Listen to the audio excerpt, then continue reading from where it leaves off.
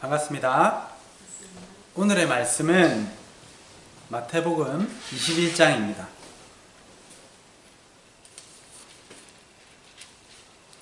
마태복음 21장 1절부터 46절까지 꽤 깁니다. 꽤 길지만은 우리가 이 말씀을 정말 귀하게 생각하고 한 절 한 절 같이 읽어봤으면 좋겠습니다.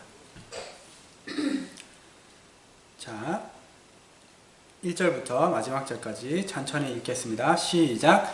그들이 예루살렘에 가까이 가서 감난산 벳바게에 이르렀을 때에 예수께서 두 제자를 보내시며 이르시되 너희는 맞은편 마을로 가라. 그리하면 곧 매인 나귀와 나귀 새끼가 있는 것을 보리니 풀어 내게로 끌어오라.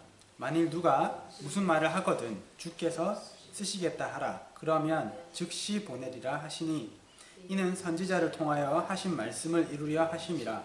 일러스되 시온 딸에게 이르기를 내 왕이 내게 임하나니 그는 겸손하여 나귀 곧 멍에 매는 짐승의 새끼를 탔도다 하라 하셨느니라.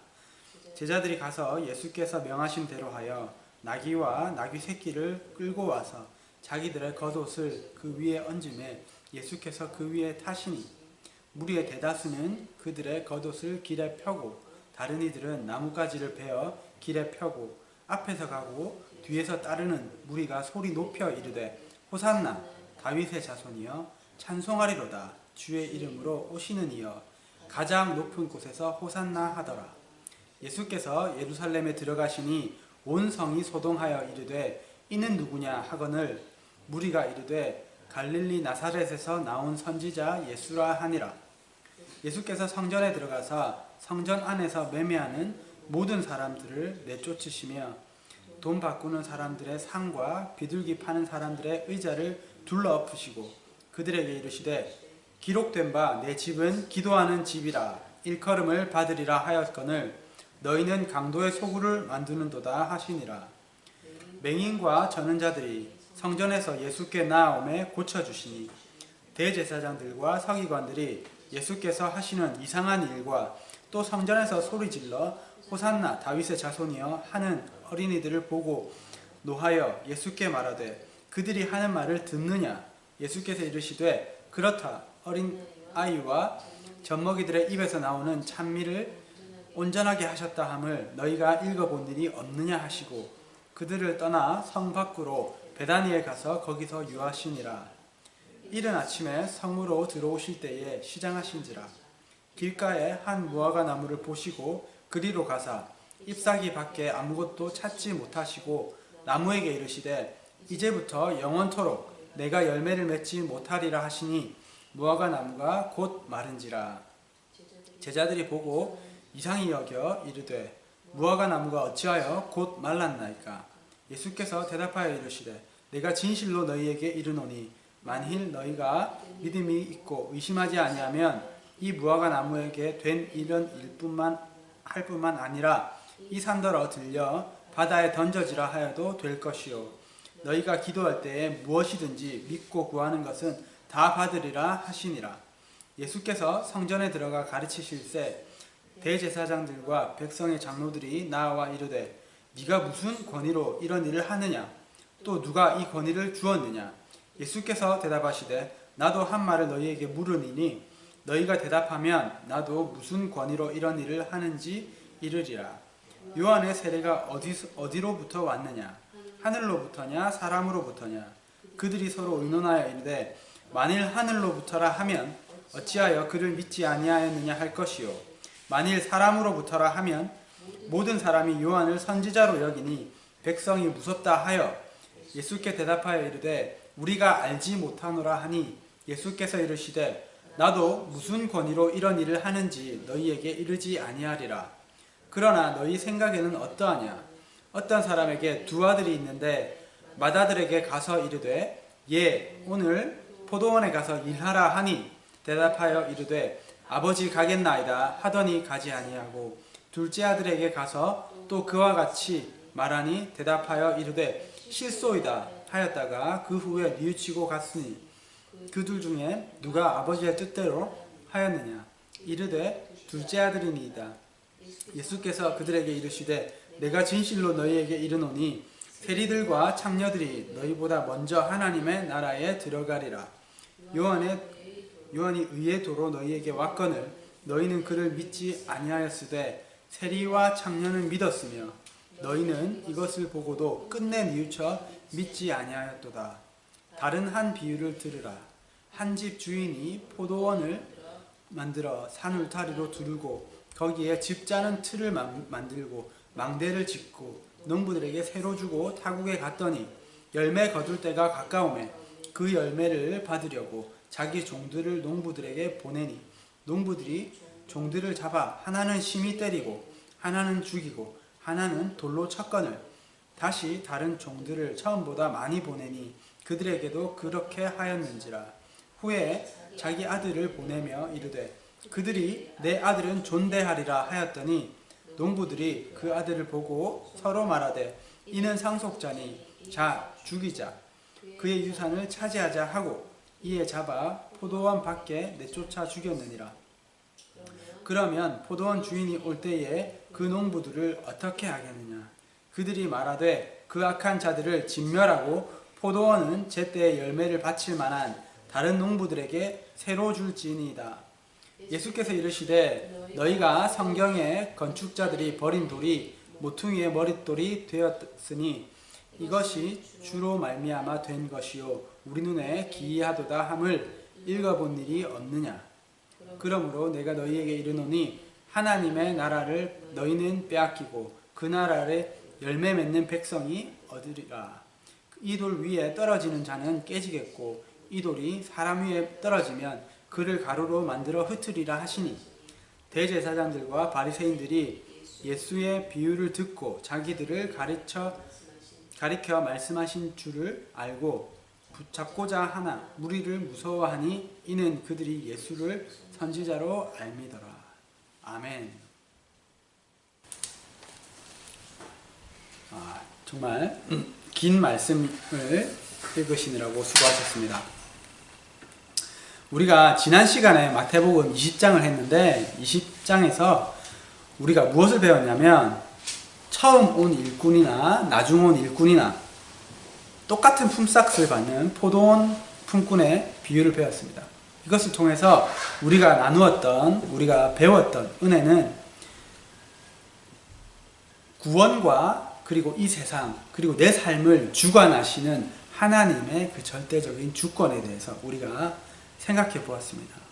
그리고 예수님의 권세를 이용해서 높아지려고 하는 그 제자들에게 예수님께서 너희들이 진정으로 높아지고 싶으면 낮아지는 자가 되라 이렇게 말씀해 주시는 것을 우리가 배웠습니다. 예수님과 제자들은 이제까지 주로 사역하시던 그 북쪽의 갈릴리를 떠나서 점점 남쪽으로 예루살렘으로 여행하고 계셨습니다. 그리고 오늘 본문 21장에 드디어 예루살렘에 도착하셨습니다. 이렇게 예수님께서 예루살렘으로 여행하신 이유는 이제 3년간의 공생애를 마무리하고 죽으시기 위해서 예루살렘에 오신 것입니다. 예수님은 일요일에 예루살렘에 도착하셔서 그로부터 5일 뒤에 금요일에 6월절날 십자가에 못 박혀서 돌아가셨습니다. 오늘 본문에 예수님은 예루살렘 옆 동네 벳게바에 이르시자 두 제자들을 먼저 보내셔서 이렇게 명령하셨습니다. 내가 타고 예루살렘으로 들어갈 그 나귀를 준비해라 이렇게 말씀하셨습니다. 예수님께서 이렇게 말씀하신 것은 스가랴서 9장 9절의 말씀을 이루시기 위함이었습니다. 시온에 따라 크게 기뻐할지어다. 예루살렘에 따라 즐거이 부를지어다.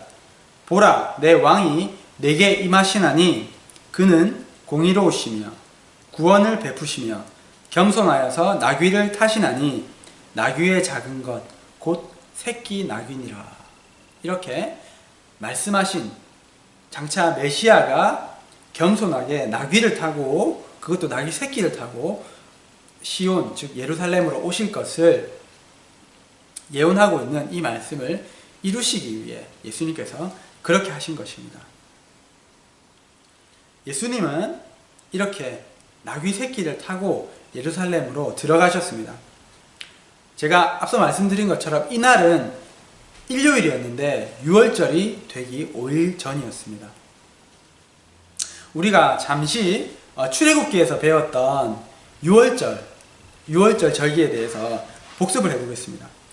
하나님께서 유월절을 처음 이렇게 출애굽할 때 제정하셨잖아요. 그때 너희가 이달을 종교력으로 달의 첫째 달이 되기 위해서 1월이 되게 하고 1월 14일 날 이 어린 양을 잡아 죽이고 그 유월절 행사를 해라 이렇게 말씀하셨는데, 이때 죽일 이 양을 언제 잡으라고 하셨는지 혹시 기억나십니까?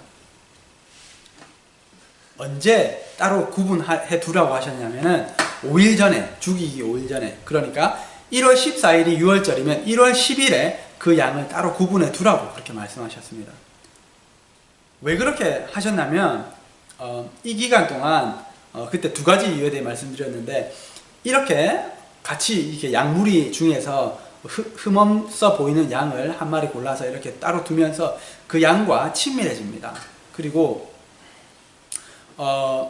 이 양에게 그 기간 동안, 그 5일 동안 하나님 앞에 흠없는 양을 드려야 되는데, 이 양이 흠이 있나 없나 그 털과 털 사이를 이렇게 살펴보면서 그 흠을 찾는 그러한 시간입니다. 예수님께서 이 유월절 양과 같이 양을 5일 전에 선택해서 두는 것처럼 5일 전에 예루살렘으로 선택받아서 들어가셨습니다.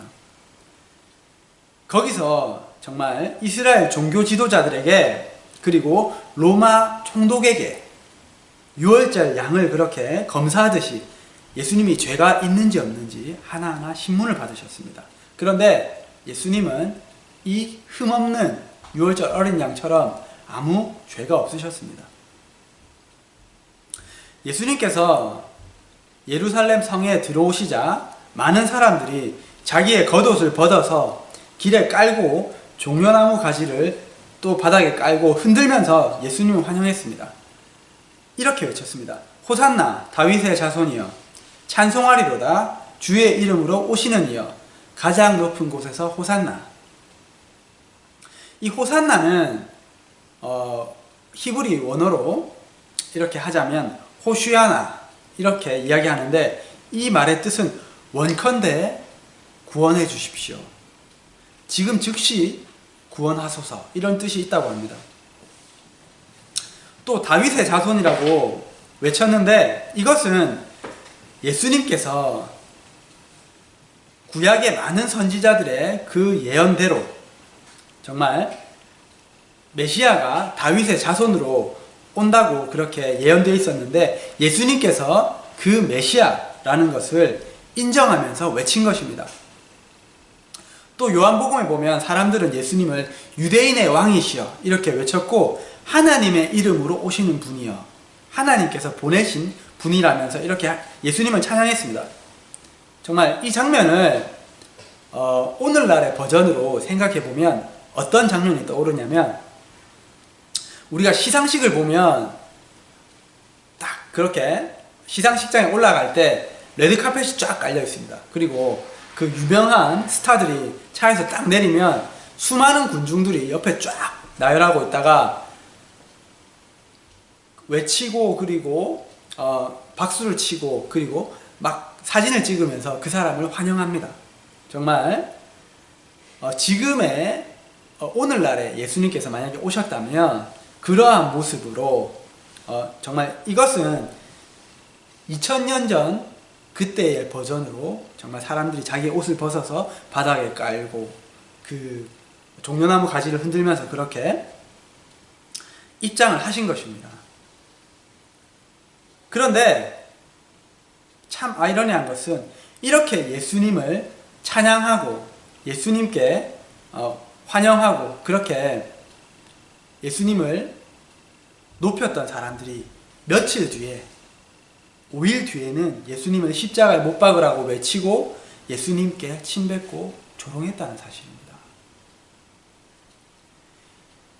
이 사람들이 이렇게 많이 모였던 이유는 요한복음에 보면 예수님께서 죽은 나사로를 살리셨는데, 그 나사로를 살리셨던 그 유명한 예수님을 보기 위해서 이렇게 많이 군중들이 모였다, 이렇게 기록하고 있습니다. 이 사람들은 예수님께서 자신들의 왕이 되셔서 정치적으로 군사적으로 로마의 압제로부터 해방시켜주는 그러한 구원자가 되기를 원했습니다. 그런데 예수님은 그 목적으로 오신 것이 아니었습니다. 예수님은 우리를 죄에서 구원해 주시기 위해서 오셨습니다. 그러니까 이 사람들은 예수님을 저주하고 예수님을 그렇게 함부로 대했던 것입니다. 그리고 이 사람들 중에서 많은 사람들은 예수님이 누군지도 모른 채 군중 심리에 동요돼서 예수님을 환영했습니다. 이와 마찬가지로 많은 사람들이 예수님을 정죄할 때 예수님이 어떠한 죄가 있는지, 왜 그런지도 알지 못하면서 종교 지도자들의 그러한 선동 때문에 마음이 동요돼서 예수님을 십자가에 못 박으라고 그렇게 정죄했습니다. 이것을 보면서 우리가 받는 은혜는 사람들에게 인정받고 그리고 인기를 끄는 것에 마음을 빼앗기지 말라는 것입니다. 우리는 이렇게 바르게 판단하지 못하고 그리고 쉽게 동요되는 사람들의 인정이나 인기에 마음을 두지 말아야 합니다. 그것보다 나를 정말로 바르게 판단하시고 그리고 늘 변함이 없으신 하나님을 바라봐야 됩니다. 내 인생의 진정한 관객은 다른 사람이 아니라 하나님이십니다. 그렇기 때문에 지금 당장 내가 사람들에게 인정받고 높임받고 사람들이 나를 막 이렇게 띄워준다고 해서 마음을 뺏기거나 교만해지지 않아야 합니다. 예수님과 같이 겸손하게 나귀를 타고 그 길을 가야 합니다. 또한 반대로 내가 다른 사람들에게 무시당하고 낮아지고 그렇게 된다고 할지라도, 비록 내가 그런 상황 가운데 있다 할지라도 그것에 마음을 빼앗기거나 자괴감을 느끼지 말아야 합니다. 왜냐하면 그것은 바른 평가가 아니기 때문입니다. 내가 하나님 앞에 바로 서 있고 하나님께서 나를 인정하신다면 그것으로 우리는 만족할 수 있는 것을 배워야 됩니다. 야고보서 1장 9절에서 10절은 이렇게 말씀합니다. 낮은 자는 자기의 높음을 자랑하고 부한 자는 자기의 낮아짐을 자랑할지니 이는 그가 풀의 꽃과 같이 지나감이니라. 하나님께서 우리를 연단하시기 위해서 잠시 지금 낮은 자리에 두실 수 있습니다. 만약에 저나 여러분이 그 자리에 있다면 정말 그 자리에서 다른 사람들이 그렇게 나를 낮추고 무시하고 그런 것에 흔들리지 않고 내 진정한 가치, 정말 하나님께서 보시는 내가 열매 맺고 있는 그 가치, 하늘에서 지금 받는 이 모욕들이 상이 될 그것을 생각하면서 참고 기뻐하시기 바랍니다. 또한 반대로 내가 지금 높은 자리에 하나님께서 허락하셔서 그 자리에 가 있다면 그것으로 인해서 내 마음이 높아지고 내 마음이 빼앗기고 그것을 통해서 하나님과 멀어지는 그러한 일들이 일어나지 않기를 진심으로 축복드립니다.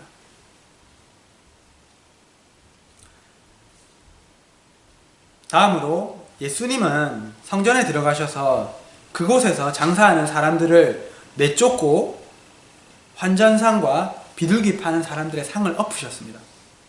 그리고 이렇게 말씀하셨습니다. 기록된 바 내 집은 기도하는 집이라 일컬음을 받으리라 하였거늘 너희는 강도의 소굴을 만드는도다. 당시 많은 유대인들이 곧 있을 유월절을 지내기 위해서 멀리 있는 다른 나라에서 예루살렘으로 많이 모여들었습니다. 이 사람들은 자기들이 가지고 있던 화폐를 성전에서 사용할 수 있는 성전 화폐로 바꾸어야 했습니다.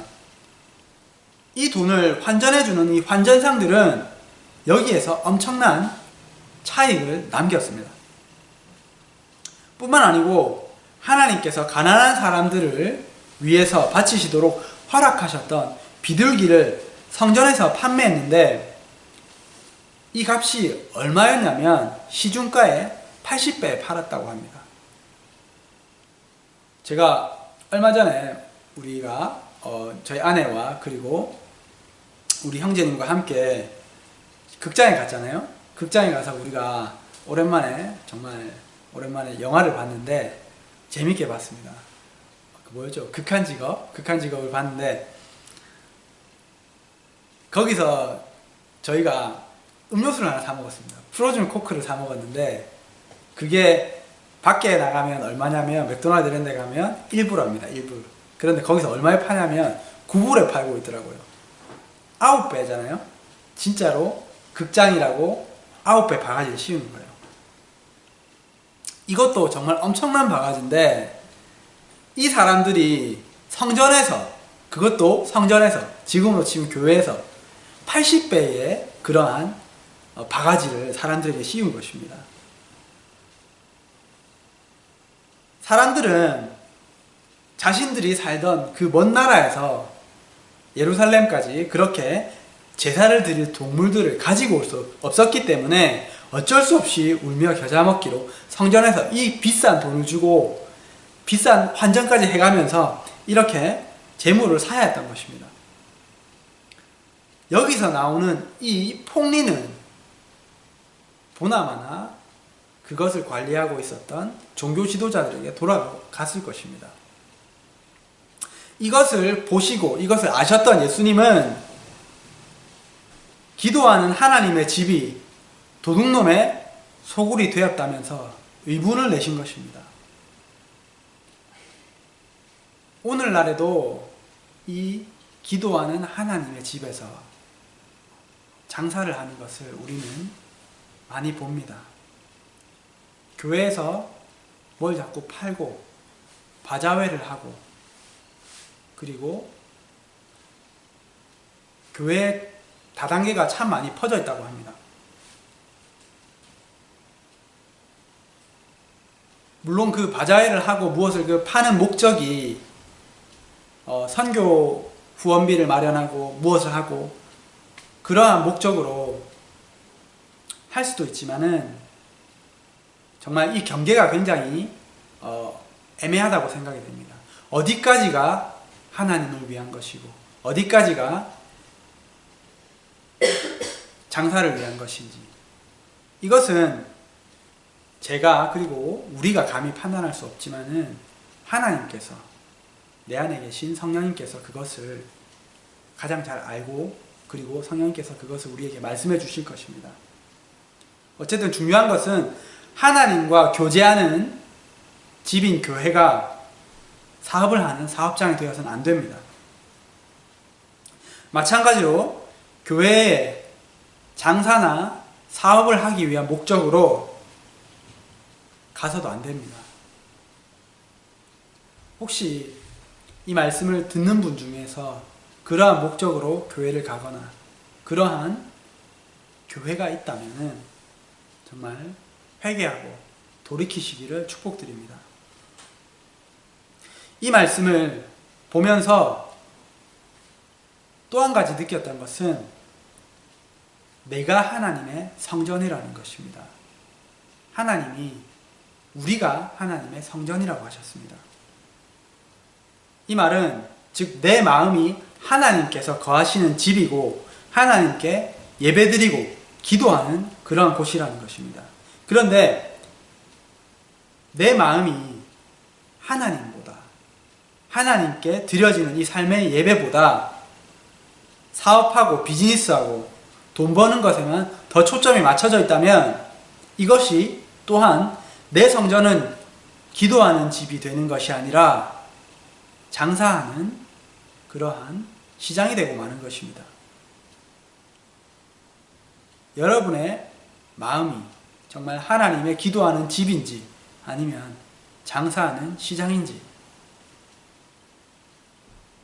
생각해 보시기를 바랍니다. 누구보다 하나님께서 저에게 먼저 이 말씀을 하신 것을 느낍니다. 왜냐하면 제가 요즘에 통장에 잔고가 줄어드는 것을 보면서 마음에 시험이 들었습니다. 그래서 하나님께서 우리 가정과 우리 자산의 주인이신 것을 잠시 잊고 돈 때문에 마음을 빼앗겼습니다. 그러니까 여지없이 사단이 파고들어서 저를 통해서 우리 가정을 공격했습니다. 이것을 깨닫고 나서 정말 회개하고 내 마음의 초점을 다시 돈에서 하나님께로 옮겼습니다. 제 말은 돈을 벌지 말라는 것이 아닙니다. 돈은 지혜롭게 그리고 열심히 벌어야 합니다. 잠언이 그것을 이야기하고 있습니다. 그렇지만은 이것이 하나님보다 앞서서는 안 됩니다. 돈은 수단이 되어야 되지 목적이 되어서는 안 됩니다. 예수님께서는 하나님과 돈을 겸하여 섬길 수 없다고 하셨습니다. 저와 여러분의 마음이 정말로 하나님께서 거하시는 그 거룩한 성전, 하나님께 드려지는 그 삶의 예배의 공간이 되고 정말 기도하는 집이 되기를 축복합니다. 예수님께서 아침에 예루살렘 성으로 들어가시는 길에 배가 고프셨습니다. 아마 이제 죽음을 곧 앞두고 기도하고 그렇게 준비하느라고 많이 드시지 못해서 그렇게 배가 고프셨던 것이 아닌가 생각이 듭니다.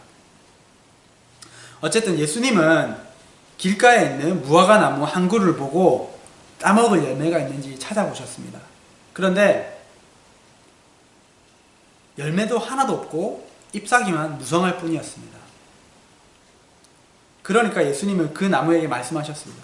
이제부터 영원토록 네가 열매를 맺지 못하리라. 그러니까 그 나무가 곧 말라서 죽고 말았습니다. 요한복음에 보면 다음날 제자들이 지나가면서 그 나무를 다시 보았는데 그 나무가 뿌리째 말라 죽어 있었다. 이렇게 기록하고 있습니다. 근데 이것은 단순히 예수님께서 배가 고픈데 열매가 없으니까 화가 나서 열매를 저주하신 그러한 간단한 사건이 아닙니다. 마가복음에 보면은 이때는 무화과가 열릴 시기가 아니었다고 기록하고 있습니다.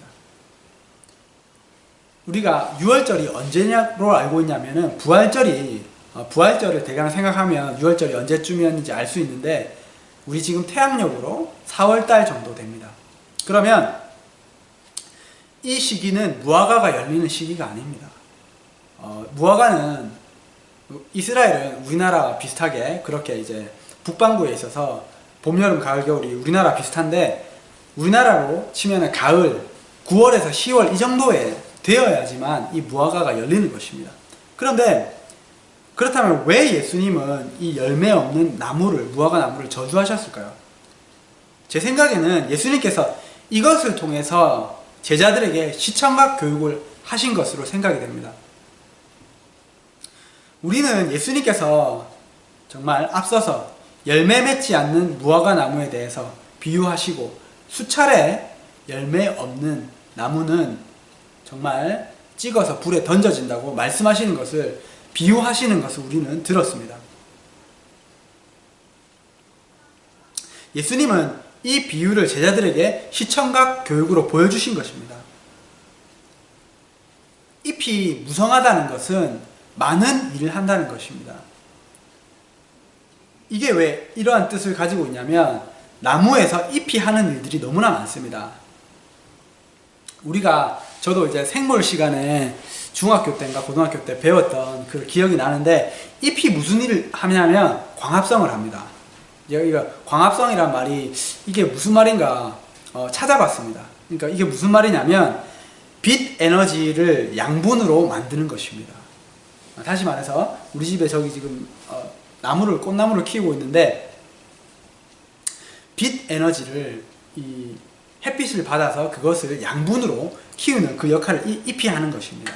그리고 또 무엇을 하냐면 식물의 호흡이라고 하는데, 이산화탄소를 들이마시고 산소를 내뿜어주는, 우리에게 정말 꼭 필요한 이 산소를 내뿜어주는 이 일을 어디서 하냐면 잎이 하는 것입니다.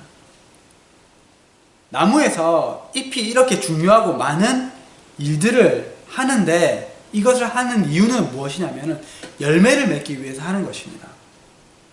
열매를 맺지 못하면 아무리 많은 일을 한다 해도, 아무리 광합성을 잘하고 아무리 산소 배출을 많이 한다 해도 그 나무에게는 유익이 없는 것입니다.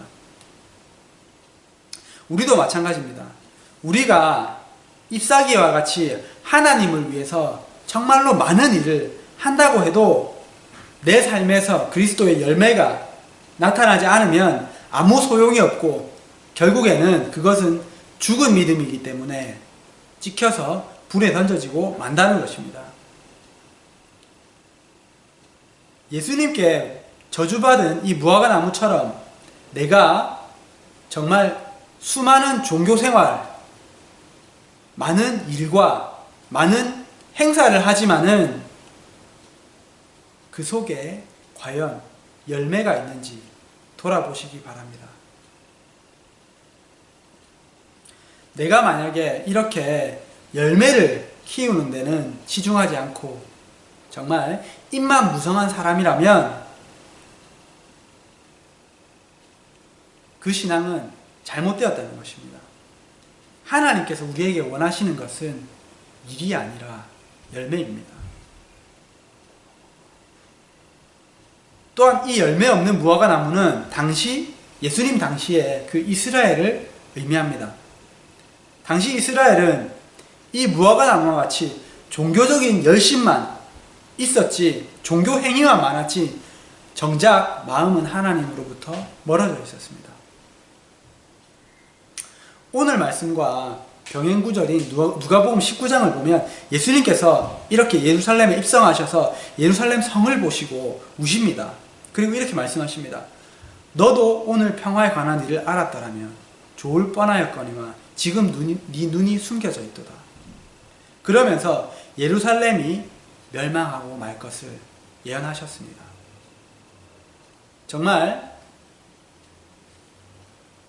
이 사람들이, 이 종교 지도자들이 눈이 멀어서 정말 하나님의 아들이고 메시아이신 예수님은 알아보지 못하고 정말 자기들의 종교적인 열심에만 미쳐 있다는 것입니다. 예수님의 이 예언대로 열매 없고 잎만 무성했던 이스라엘은 AD 70년에 정확하게 무너지고 말았습니다. 그리고 사람들은 흩어졌습니다. 제가 이것을 생각하면서 저희 나라와 저희 나라의 교회들, 저희 나라의 성도들이 떠올랐습니다. 너무 많은 일들을 하고 있지만은, 너무 많은 행사를 하고 있지만은 과연 그 안에 하나님을 사랑하는 마음, 그리고 열매를 맺는 것이 있는가? 정말 교회에서 너무나 많은 일을 하지만은 열매가 없기 때문에 사회에서 믿지 않는 자들에게 지탄을 받는 그 한국교회가 이 예루살렘과 같지 않은가 생각이 들었습니다. 예수님께서 요한계시록 2장에 에베소 교회에게 이렇게 말씀하십니다. 내가 네 행위와 수고와 인내를 안다.